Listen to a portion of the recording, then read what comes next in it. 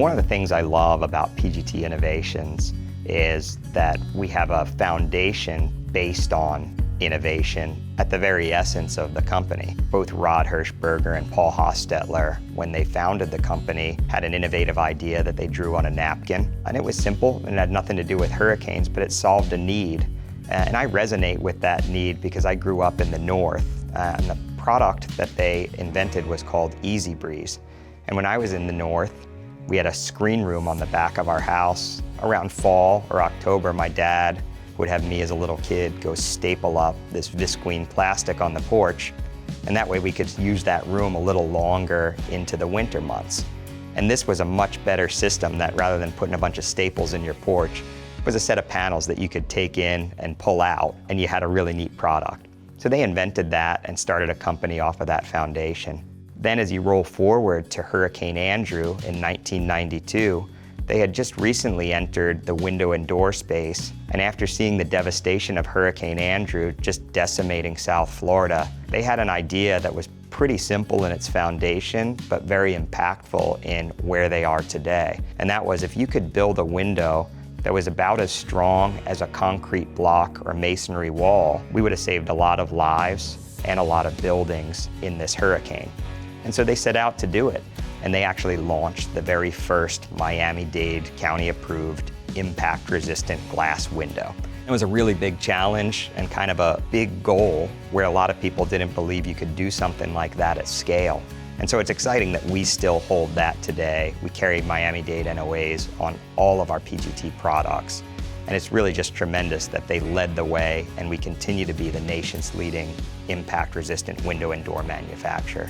When you carry that forward to today, we really think about more and more innovation that comes. Our team of professional engineers gets out after every single U.S. landfall and hurricane, and we inspect the damage firsthand to understand how our products are performing, how building codes are performing, and where to invest our energy and efforts to create stronger and safer product.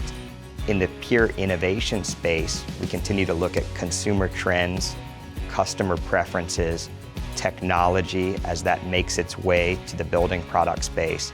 And we really focus on glass technology, switchable glass, larger and larger products, minimal sightline products.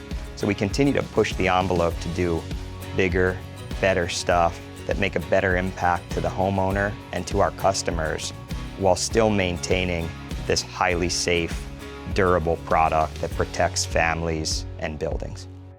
The way we take an innovative idea to fruition comes from several places. First and foremost, we have a team that really understands the industry trends, spends a lot of time looking at new architectural trends, talking to architects, talking to customers, driving by job sites, being comfortable in a construction site, and really looking and being curious on how to solve problems, whether they're stated needs or unstated needs.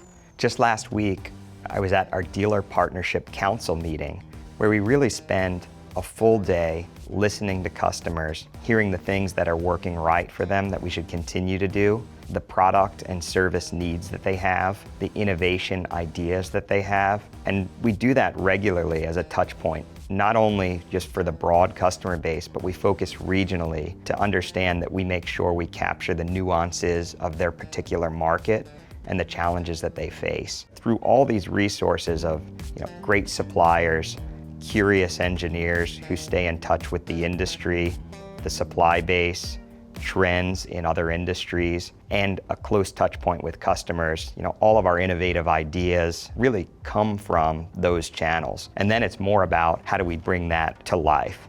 We have an innovation lab that we invested in, and we actually focus on big long-term innovation while also selling product into the marketplace that's innovative, unique in nature, but actually commercialized on the small scale.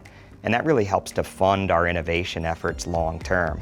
So our iLab is a really great place to tinker, play, have line time and production time on a manufacturing floor to create new things while self-funding it through taking care of customers, running an innovation lab, as a small business and selling great products to the marketplace along the way.